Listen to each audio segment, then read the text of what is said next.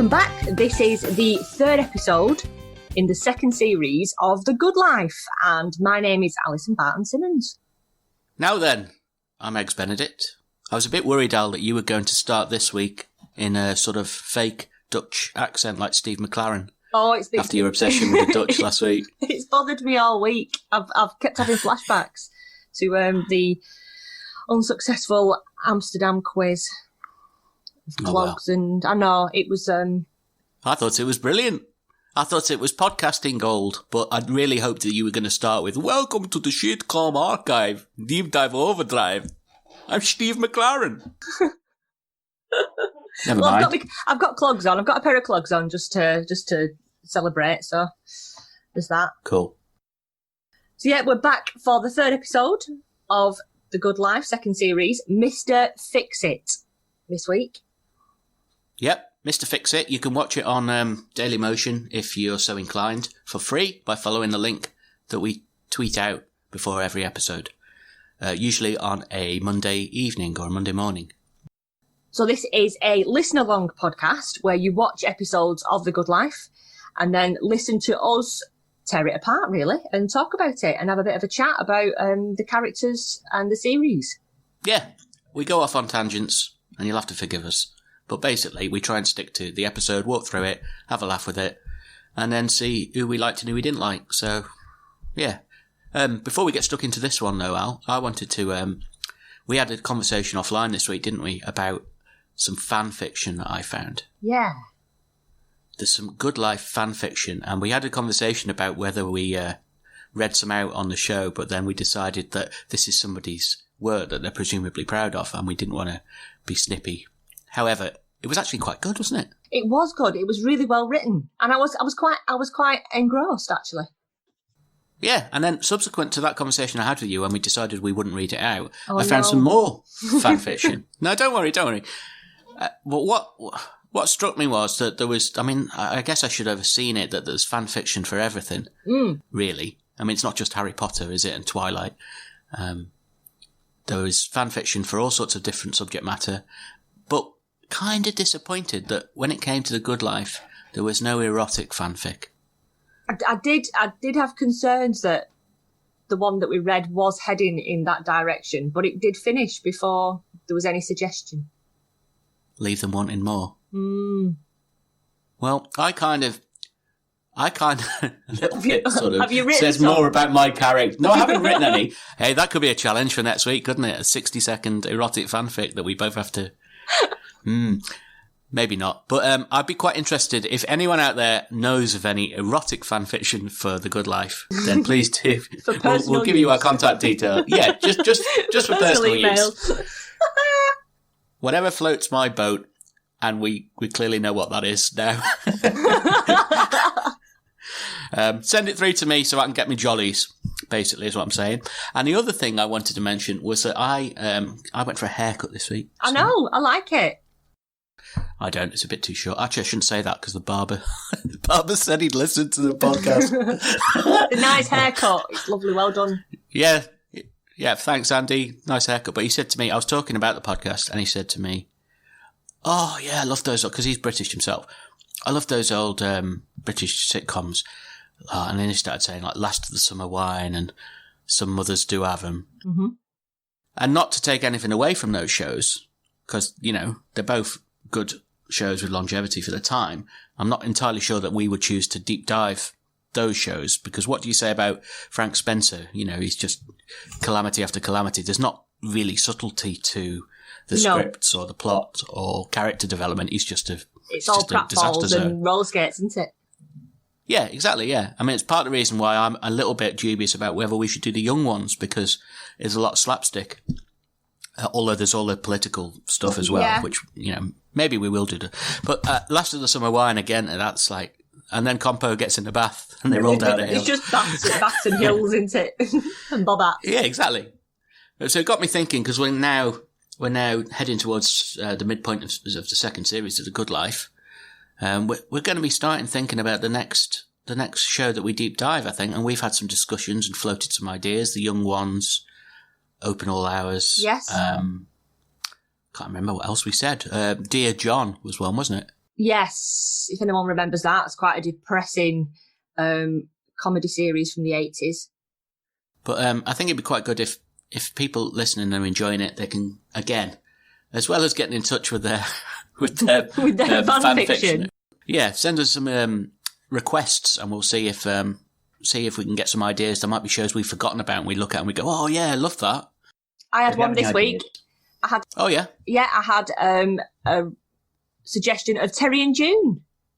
Terry and June. Yeah, Terry Scott, June Whitfield. I always think of Terry Scott as Penfold. That's his archetypal role for me. Yeah, June Whitfield's, I think, a lot funnier than people give her credit for as well. Really good comedy actress. And beautiful. Yeah, she only recently died, didn't she? She was so gorgeous. Only last year. Maybe we should call this episode Rip June Whitfield. You don't know this yet, but last week's episode that I mixed this week, I've called The Dutch Dive Overdrive. Of course. Makes sense, doesn't it? Fantastic. So are you ready, Ben, to take a deep dive into Mr. Fix-It? Yeah, why not? Let's do it. Good life, good life, good life, good life, good life, good life, good life. So we start this episode in the infamous goods kitchen with Barbara busy darning and mending, doing all the things that you do in your spare time when you're being self-sufficient, because you're having to make sure that all your equipment is all satisfactory and workable. Tom blusters in, and I thought about you when he did bluster in, because he was like making quite a lot of noise. And yeah, he was being Tom, wasn't he? And he's sort of fed up. He's quite unrested, isn't he? He's not satisfied at all.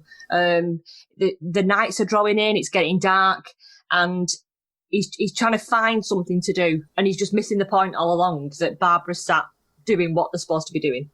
Yeah, he's moaning, isn't he, about sitting indoors while Barbara sitting indoors doing nothing, and Barbara's doing the opposite.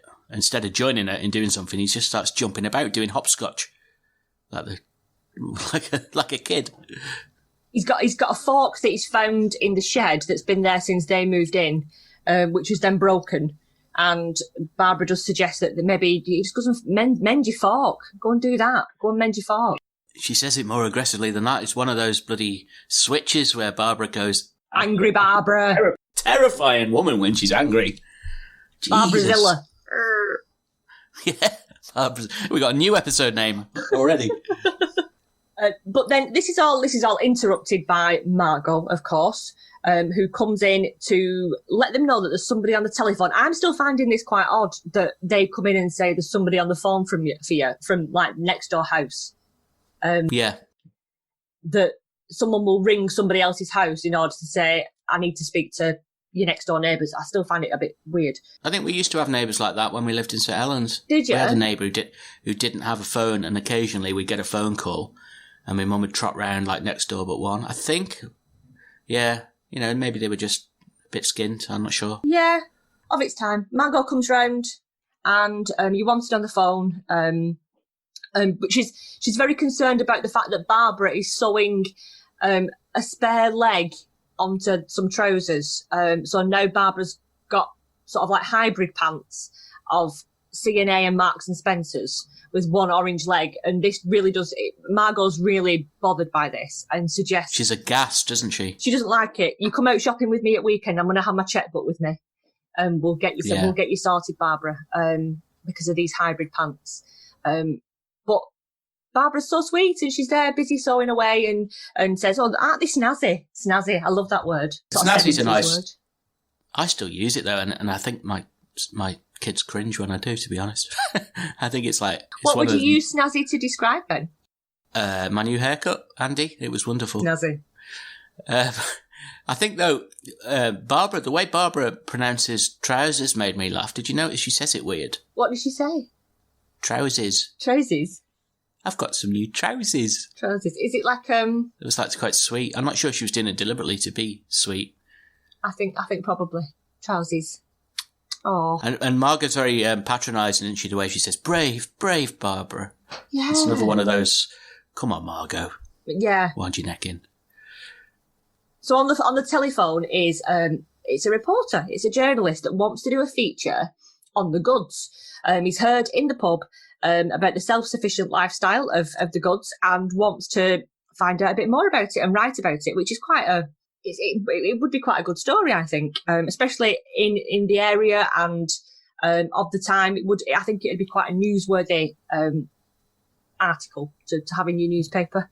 Is that the sort of thing that you'd have gone chasing when you were at the Ben? Yes, absolutely. That would have been a double-page spread, I think, with photographs. Yeah. Would you have had a next-door neighbour trying to get in the shot, though? Like Margot was? I don't think there would have been a Margot. There's never another Margot, is there?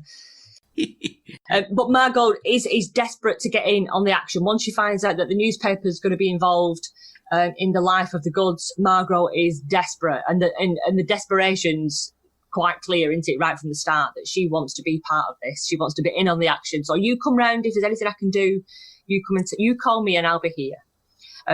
So in the next scene, we see the reporter, the photographer, journalist turn up, and he's getting photographs of Tom and Barbara in the garden, and Margot is at her most Margotist. Done up to the nines. Her hair is all piled up in that Charles II haircut again, almost. And she's peering over the fence with her shears, trying to get in on any of the pictures that she can. And it's quite sad, really, isn't it? It is. It's smacks of desperation. Desperate. Yeah. But the goods sort of play her own game and have a photograph taken in the tiny corner of the pig pen away from Margot, because they know what she's trying to do. They know that she's trying to get in on the action, and they're doing everything they can just to sort of avoid it. Well, Tom says if we move along, we can point at the pigs. And that just made me think of those, like, do you know that Facebook group and Twitter handle, unhappy people in local journalists? I can't remember what it's called now. And it's like, you always get a picture of someone doing a compo face and pointing at whatever. Pointing at something. Like they've tripped. Yeah. Holes in the road, potholes. Yeah, you point at potholes. Yeah, you point at what's pissed you off. So if Tom and Barbara are pointing at a pig, it might just look a bit like a disgruntled butcher who's been targeted by animal rights activists or something. But the photographer in this scene, I think he thinks he's on Good Life Late Night, because he says, "Now, I'd like you to do something really interesting." When they were posing for pictures. Oh, and that was just, I was expecting anal, but it was just not quite. Look lovingly at each other, I think, was what he meant. So in the next scene, we see the reporter / photographer. He's sat with the goods in their front room, and he's getting a bit more information for his article. And I quite like this guy, this actor. I've got his name. Mr. Coles is the journalist. Yeah. To John Quayle. Because I looked him up because I thought I know it was only like a really small part, but I quite enjoyed this character, particularly when he has a drink of the Peapod wine, and it's his reaction to drinking it. Yeah. It was so well acted. And it really did. I'd liked it. It made me laugh a lot. Well, it's one of those weird tropes that actually does happen in real life, that delayed reaction to a bad taste. Yes. Sometimes it takes a couple of seconds to hit, and they play it for comedy on shows like this, but it really does happen. Yeah. And it really worked. I really liked it. That guy who played the journalist was actually, again, like the guy last week that we cited, had been in loads of different sitcoms. The guy who played Guy. This journalist actor, he was in Terry and June as Malcolm. A Terry and June reference. He was also in Citizen Smith and Rising Damp, and various recurring roles in Benny Hill and Morecambe and Wise. Really? So that maybe you recognised him, because you're a big Morecambe and Wise fan, aren't you? Yeah. I think he did have one of those faces, actually, that he was quite handsome, but drawn to, so maybe I have seen him before. Could be. So he's busy asking questions of Tom and Barbara to just sort of like fill out the piece, get more information about what they're doing and the lifestyle, and then who turns up at the patio doors but Margot, with the ball of string that they asked for right at the very beginning, that if they could borrow a ball of string. Yeah, that's her in, isn't it? Dressed up. She's like ready for a night out at the Ritz, with this ball of string. And she's in there and wanting to add colour to this piece. She stood quite close to that fire. I was worried that satin dress of hers was going to go up. Fire hazard. Like a ball of string. She's she goes off on one with a sort of like with her local colour that she wants to sort of add to the piece, about her husband Jeremy. So she proper full names him. He's not Jerry. He's not Jerry now. He's Jeremy. Yep. So Margot goes off on one with the reporter, describes herself as one of the leading lights in local theatre. She's about to be in The Sound of Music, playing the part of that Julie Andrews played in the film. And she really is. The desperation to be in this article is quite evident. But the journalist kind of cuts her down, really, and just says, this is not stuff that I really need. I'm here to speak to the goods.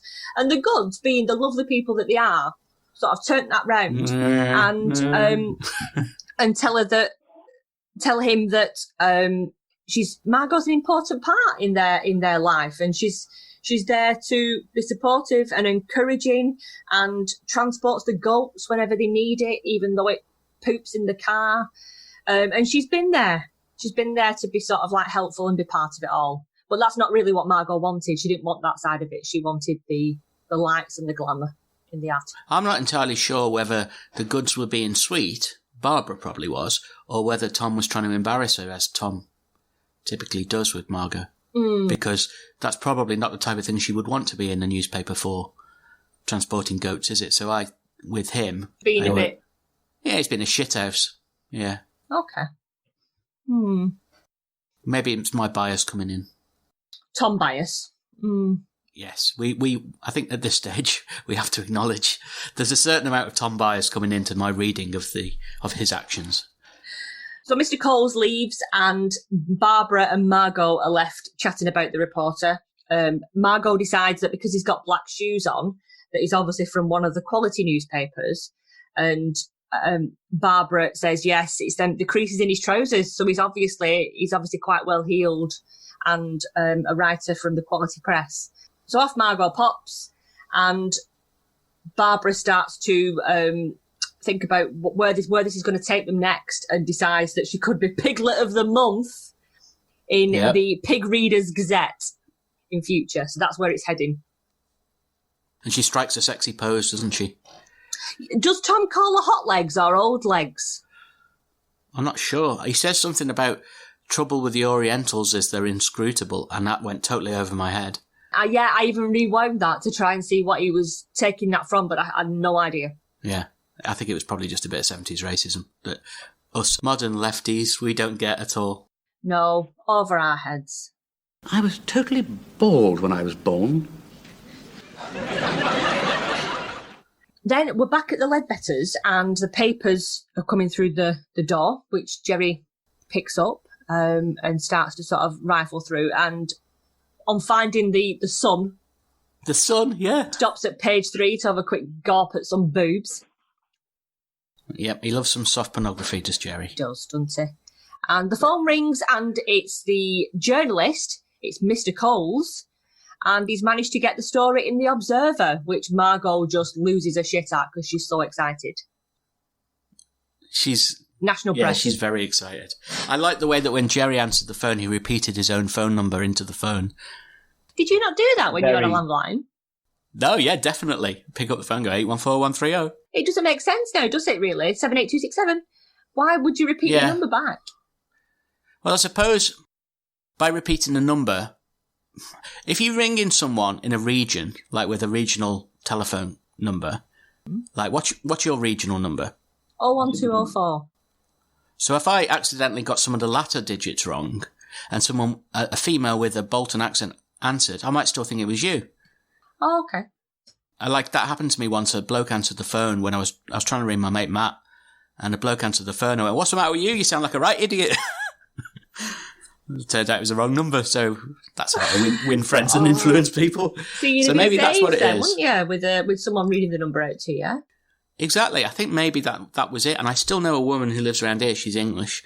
There's a lot of English people in my town. I live in New Zealand, in case you didn't pick up on that previously. But there's a lot of English people here, and I still know a woman, when I phone her, she says her entire really? phone number back to me. Yeah. Is it not about 20 digits long, though? Well, only if you dial in from the UK with the international code. We don't all have to do that. Oh, Christ, I'm dialing New Zealand. I better put the full number in. Still sat there in half an hour.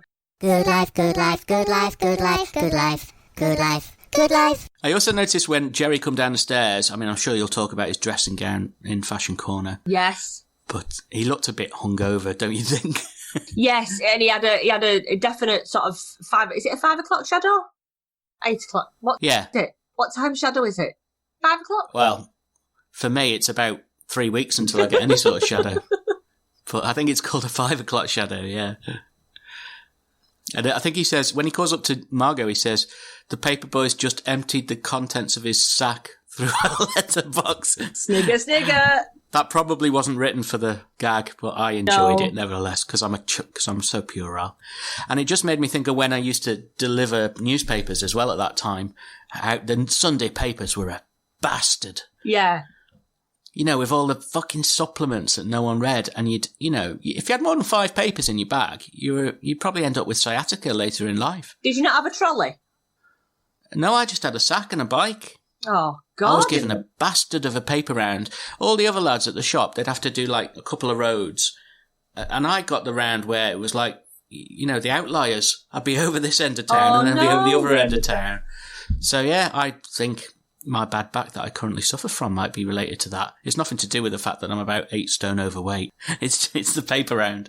Yeah, I think it's down to your heavy sack. So, Margot now puts a call in to Miss Mountchaft from the local theatre group to suggest that if she can get a mention of their show in The Observer, would there be a reconsideration for Margot's design of the programme cover? I'd love to see what Margot designed for the programme cover. There's some sort of fan art work begging to be done there, I think. Yeah, this is where I wish that we'd sort of built a real listenership who could submit stuff to us. I'd just love to be sifting through emails of fan art. Yeah. It's never going to happen because only us and our friends will ever listen to it. But nevertheless, it would be great, wouldn't it, to receive that sort of stuff? Arty friends, please can you draw us a suggested Margot programme cover for the Sound of Music? Yeah, we'd love that. I'd love that so much. So yeah, so she's sort of trying to get Miss Mountchaft to use her design. And then we see Jerry in the kitchen of the goods. He's gone round there. The couple offer him some 11s, and he says, but it's only 8:30 in the morning, but they've obviously been up since the crack of dawn. And he says, you look damn cheerful and damn healthy, which I think's, I know it's like a backhanded compliment, but I feel quite happy for the goods that things are going so well that they look happy and cheerful. Yeah, it's just his hangover talking, isn't it? It is. I think that's all it is. 7 o'clock shadow. I think they offered him some talc acid. Have some talc acid. I don't even know what that is. Is it not tannic? Like, tannin that you get in tea? Oh, tannic. Tannin, yeah. Okay. So it's in other words, do you want a cup of tea? Right. Okay. So Jerry is now round there suggesting that because their name's going to be in the national papers, that they approach the local shops to get them to use their celebrity status now in order to get stuff that they need from the shops. He's on the make, isn't he? Yeah, he wants free stuff, but I think he wants a bit of the action as well, which we'll later find out that is very true. Yeah. Barbara says, yes, that's a really good idea. She wants in on this, and she can see the validity in doing something like that, whereas Tom doesn't want to get involved. He doesn't want to sort of get anything that is not due, that's not been earned. He's being ultra principled about it, which is a bit OTT, I think. And he's sort of, he's being a little bit too communist, really. And Barbara calls him on it, and then he sort of backs down and he says, yes, you're quite right, I was wrong. Oh. And it's just like, you don't expect that from Tom. But he did it in a way where he didn't like to admit it. And then there was that weird scene where he said, I can still pin you to the bed anytime I feel like it. Yeah. Didn't like that much. Oh, see, he gives with one hand and takes it away with the other. Yep, all the time. Jerry insults them briefly, doesn't he, when he says that they live in abject poverty, which I think is it's a bit like the other week when he turned up saying, "Hello, peasants," before offering them money. It's a bit much. But then before he leaves, he says, "I think I'll go and rip out my telephone." In reference to Margot using the phone to increase her social climbing. And it got me thinking, because you were saying earlier about people making phone calls to the neighbour's house. Can you imagine Margot with a mobile phone? What the bill would be like? Oh my God, yeah. She wouldn't be on a pay-as-you-go, would she? She'd be on, like, top-ranking contract with free minutes. I think so. She'd be getting 1,000 free texts a month, and she'd just be texting abuse to Miss Mountchaft, or sending WhatsApp messages to Mrs. Dooms Patterson. Screenshots everywhere. Well, thank you very much, Jerry. The next scene was one of my favourites, because I do like I like shop windows in sitcoms, just because I like having a nosy at what they did look like all those years ago. So we've got signs up, "As worn by the gods," which is supposed to say "as worn by the goods," but it's spelt wrong. And things start arriving. Things start getting delivered to the goods house. So there are all these freebies that they've been given on the back of their celebrity status. So we see chicken wire being delivered. It's just an array of random shit arriving, isn't it? It's like the Generation game, but shitter. All this stuff turns up. Yeah. Yeah. And then there's a knock at the door, and there's a boat being delivered that's now in the front garden. And Jerry's looking very, very happy with himself. And he says that it's part of his agent's commission, so he's just bagged himself a little dinghy. The economics of this guy blagging a boat for this story is ill-conceived at best, isn't it? It's a bit like Tom trying to sell a parsnip, a collie and a carrot to that restaurateur for 90 quid last week. It just doesn't quite add up, does it? No, I don't know what else has been promised. There's probably a case of gin in there as well for his boat as well. So next we see Margot with the Observer that's been delivered. It's newspaper delivery day, and she's flicking through the Observer, trying to find the article about the goods, which she's shoehorned herself and the theatre production into. And the phone rings, and it's Miss Mountchaft, who's not very happy because, lo and behold, the article's not in the Observer. And she's accusing Margot of making all sorts of promises. And she's very, very upset. She's screaming, "Jerry!" She's very, very upset, needs Jerry on the case. "I'm not in the paper," she says. She's got a real sulky face at this point as well. It really brings out the horrible side of Margot's character quite well. Yeah. And Jerry doesn't seem arsed until he realises what it means for what he's been up to, his extracurricular activities, blagging money. And you think, does he say hell's bells or something? And Margot says, "Bloody hell. Language, Jerry, it's Sunday." Bloody hell. So yeah, not only is the Sound of Music production not mentioned, but Barbara and Tom are not even in the Observer either, obviously. So this has a knock-on effect for the boat. The boat's got to go back. So no wonder he uses bloody hell. Yeah. And then we see the goods with all their bits and pieces. So Tom wanders in this like double denim outfit, like a catalogue model. It made me feel, I didn't like it. It made me feel a bit uneasy. I thought he looked as camp as a row of tents, to be honest with you. He sort of sashayed in, didn't he, with his brushed denim outfit on. Yeah. And Barbara's been given some new dungarees, which she says that she's saving for best. She's not going to put those on just for any bit of work. She's saving them for best. And then in pops Margot. Obviously, she's bubbling away, and she says, "That's the last time that you involved me with the gutter press." They're not in the Observer. She said, "I've scanned every inch." But then it turns out that it's not the national newspaper Observer, it's actually the Ox and Bucks Observer. So the local rag is where the story's ended up. At least it wasn't in the Sun next to Dear Deirdre. Oh, which is where she thought it might be. Yeah. Oh, dear me. Jerry feels quite sorry about all of this because obviously he's got all this stuff now that needs to go back because there's no celebrity status. I thought Tom was a bit slow on the uptake as to what this meant.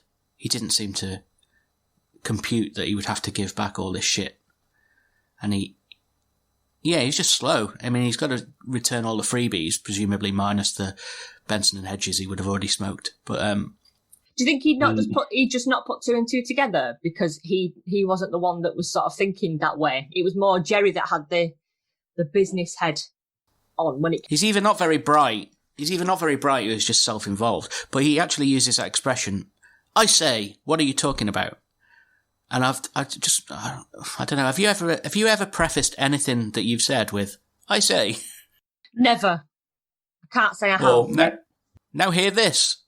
It's just one of those. Yeah, maybe people used to. I don't know. It didn't seem very genuine dialogue to me. But he's a bit slow.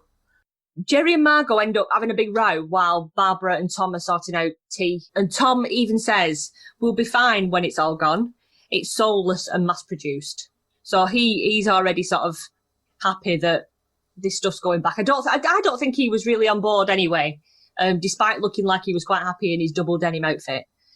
I don't think it sort of suited his life choice. It's not in line with his values, was it? He wants to work and earn his keep, be self-sustainable, and relying on journalism fluff piece about their lives. Yeah, isn't really what he had in mind. No. So he just doesn't care. It's a bit like the other week when he sort of he just had that realization that Guy and Ruth can do what they want. And he's just like, well, I'm just doing what I want. Yeah. And I don't really care what anyone else thinks. Yeah, he's not bothered about. It makes no odds to him. No, he's not bothered about the bigger sort of beyond him and Barbara and what they're doing. It's not really important to him. Which is the nice side of Tom. It is, isn't it? Yeah. It really is.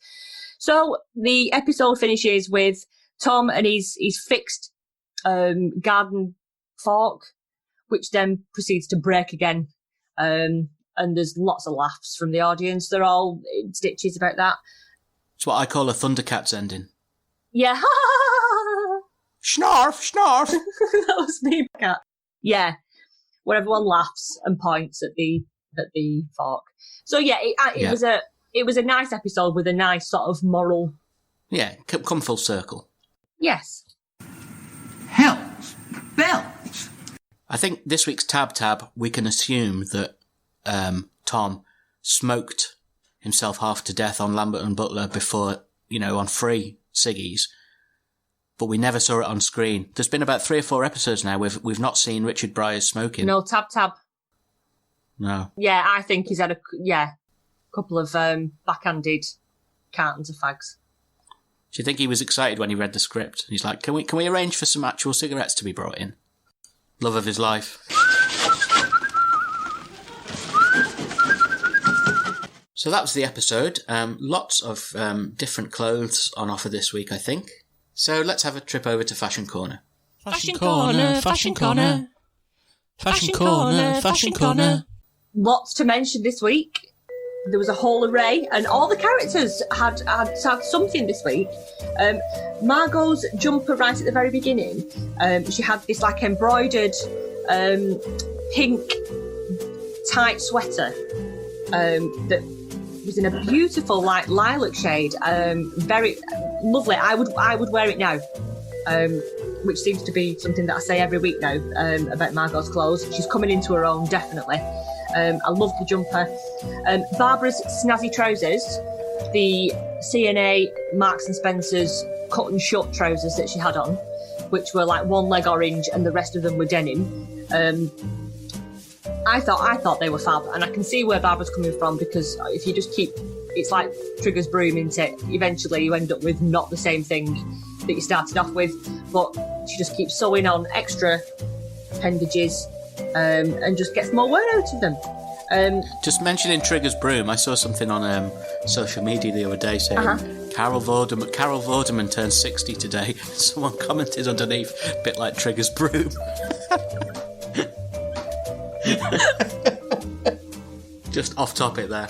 Theory. Tom's brushed denim ensemble, double denim effort that he had on, which he sort of sashayed in. It was that thing that middle-aged men often do, where they dress a bit too young for their age and a bit too tight. The clothes are just a bit too tight, as if that sort of makes them look more svelte and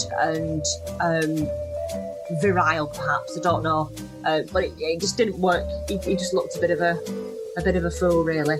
He looked like a little boy dressed up as a man. Yeah, he did. It just didn't know. It made me feel uncomfortable. It did. Jerry's leather jacket was back in, and Margot had when she comes in to speak to Mr. Coles with the ball of string, she's got like a proper going out dress on. It's like a green and blue and white long maxi dress, like a gown almost. But stunning. I'd love to know what the budget was for Margot's clothes, because obviously that's where all the budget goes for. Yeah, true.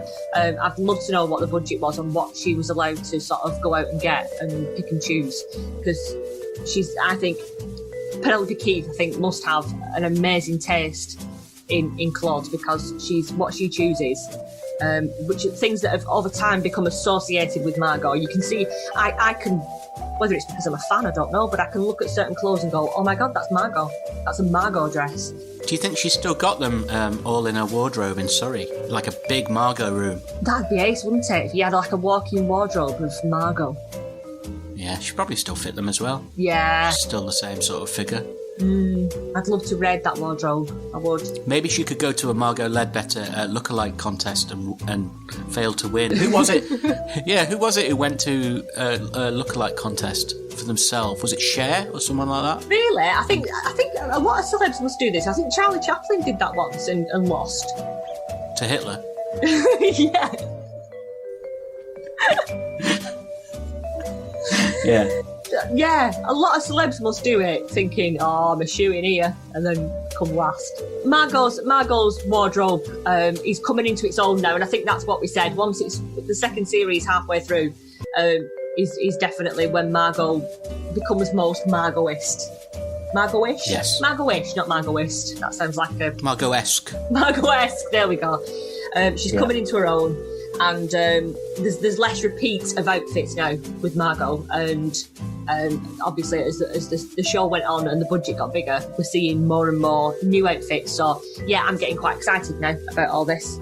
I like Jerry's dressing gown as well. Oh, sorry, yes, you mentioned that before. Jerry's dressing gown with a maroon and blue diamond design was very of the 70s, wasn't it? Like almost like a smoking jacket. Sort of Hugh Hefner effort, weren't it? Like that Rob Newman character. Was it Jarvis? Oh, yeah. Oh, God. Oh, I quite fancied Rob Newman until he did that character, and it just put me off completely. Because as when he... Sorry, this is a bit of a segue. Not a segue, a bit of an aside. When Rob Newman did that character... It got worse and worse every week. So if it was like a series of 6 episodes, by the end of it, he was just revolting and just, greasy and horrid. Good character, though. Very good character. Good life, good life, good life, good life, good life, good life, good life. So Ben, after all that, who is your MVP for this week? Shit, I don't know. I was just going to edit out the bit where I went, shall I ask you or you ask me? But now you said I'll ask you, and then I realised I haven't got one. Who's my MVP?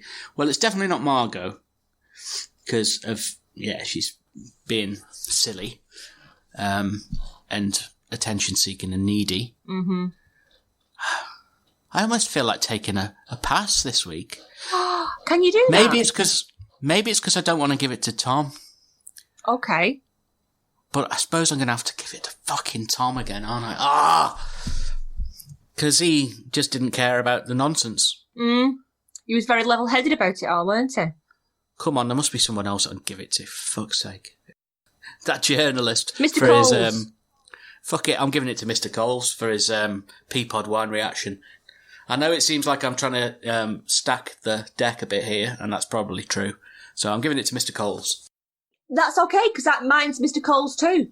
for the exact same reason, for his Peapod wine reaction. I just thought it was just a little tiny moment in the entire episode, but it's the bit that stuck with me from the whole thing. So yeah, I agree, Mr. Coles. Mr. Coles. This now means that Mr. Coles is on the same amount of votes.